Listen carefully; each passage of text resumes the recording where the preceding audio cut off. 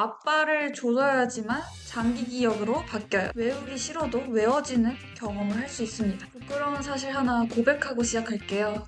저는 수능에서 가장 잘 본 등급이 3등급이었습니다. 그리고 난생 처음 들어보는 대학에 다녔습니다. 하지만 이 암기법을 쓰고 저는 상위 3% 안에 들어갈 수 있었고 약사가 되었습니다. IQ 100만 넘는다면 외우기 싫어도 외워지게 됩니다. 이전에는 영어학원에 항상 어머니가 데리러 오셨어요. 단어 테스트를 통과 못해서 항상 밤 늦게까지 남았거든요. 진지하게 암기를 너무 못해서 내가 ADHD인가? 하고 병원 앞까지 갔었던 경험이 있습니다. 그런데 이 방법을 알고 나서 저에게 암기 과목은 전략 과목이 되었고요. 약대에서도 이렇게 많은 약물들, 하루에 100개의 성분, 기전, 부작용을 다 외울 수 있게 되었어요. 오늘은 제 인생을 바꿔준 이 암기법에 대해서 알려드릴게요. 앞으로도 평범한 제가 어떻게 상위권에 들어갈 수 있었는지, 그리고 약사가 될 수 있었는지 그 방법들에 대해서 다룰 예정입니다. 솔직히 이 영상을 보는 여러분들이 질투가 나요. 저는 삼수하면서 거의 맨땅에 헤딩해서 알아낸 방법들인데 여러분들은 이 영상 하나로 5분 만에 알아갈 수 있는 거잖아요. 하지만 저랑 비슷한 고민을 하고 있는 친구들을 위해서 제 비밀을 공개하도록 하겠습니다. 크리스마스 선물이에요. 이 방법에 제가 이름을 붙였어요. 바로 아빠 조직입니다. 아빠를 조져야지만 장기 기억으로 바뀌어요. 생물 얘기를 한번 해볼게요. 가볍게 들으셔도 돼요. 다들 벼락치기 한번 해보셨죠? 전날에 이제 막 머리에다가 우겨 넣는 거예요. 특히 한자, 한국사화가 암기 과목에서 많이들 경험해보셨을 텐데요. 벼락치기를 한 내용들은 다음날 시험에서 100점을 맞을 수는 있어도 일주일 후면은 다 날아가 버려요. 우리는 이런 것들을 단기 기억이라고 부릅니다. 금방 날아가 버리는 거죠. 그럼 이제 단기 기억에서 이 장기 기억으로 어떻게 넘어가는지 그 메커니즘만 알면은 암기는 게임 끝입니다. 우리 뇌에서 암기를 담당하는 곳은 해마예요. 그곳에는 신경세포가 있습니다. 신기하게도 우리가 어떤 것을 외울 때 이 신경세포의 모양이 조금씩 변한다고 해요. 예를 들어서 김예지 약사 하면은 구독과 좋아요다 이런 것들 혹시 아직 안 하셨다면은 지금 살짝 누르고 오셔도 됩니다. 다시 돌아가서 우리가 A는 B다 라는 것을 한번 자극했다고 해볼게요. 그러면은 NMDA라는 수용체가 반응을 하게 돼요.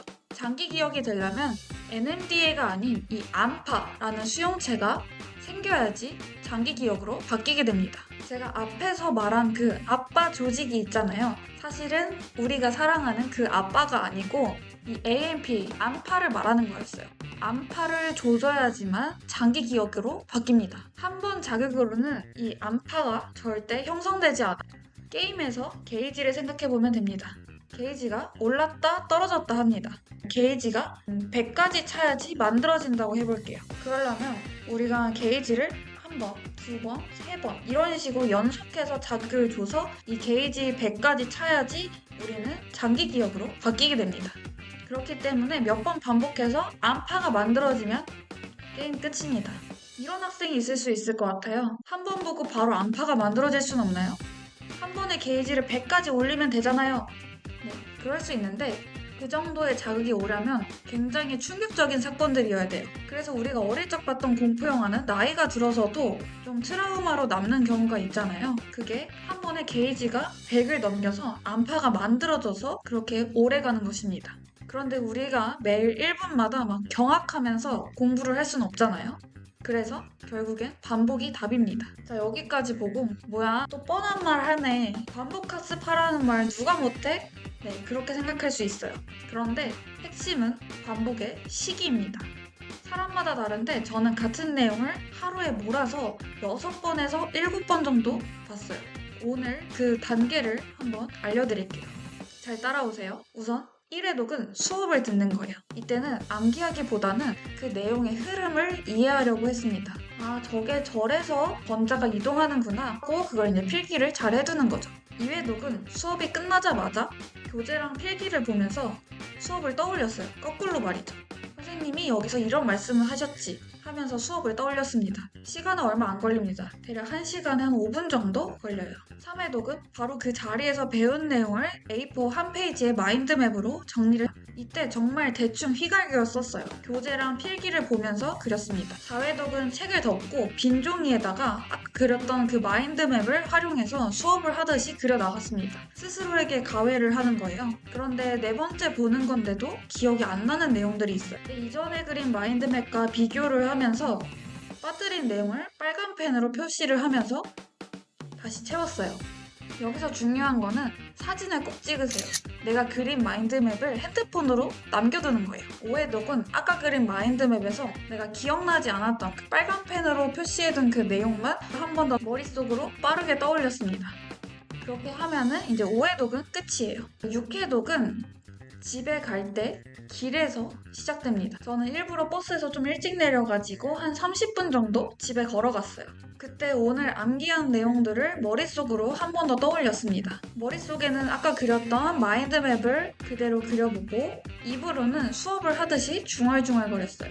하다 보면 6번째인데도 기억나지 않는 내용들이 있거든요. 그때 아까 핸드폰으로 찍어둔 마인드맵 사진 있죠? 그걸 다시 보는 거예요. 그러면 아 맞다 이거였지 하면서 자극이 굉장히 세게 옵니다.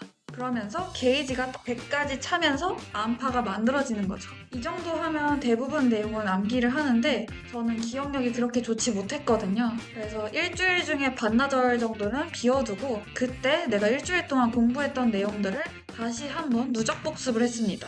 그렇게 하다 보면은 신기하게도 예전에는 일요일날 보면 목요일, 화요일 내용들을 거의 다 까먹었었는데 이 방법을 쓰고 나서부터는 한 70% 정도는 보존이 되더라고요. 그래서 나머지 날아간 30%는 다시 한번 마인드맵에다가 파란색 동그라미로 표시를 하면서 아 내가 여기가 아직 암파가 안 만들어졌구나 하고 인식을 하는 거죠. 그리고 나중에 공부를 할 때는 그 파란색 내용들만 골라서 보면 됩니다.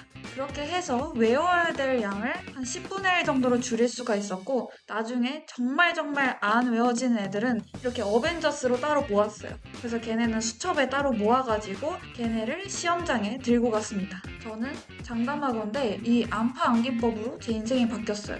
암기가 고민인 여러분들 언제까지 그 방법을 고수할 건가요? 언제까지 깜지를 쓸 거예요? 그거 너무 비효율적입니다. 그렇게 하지 말고요.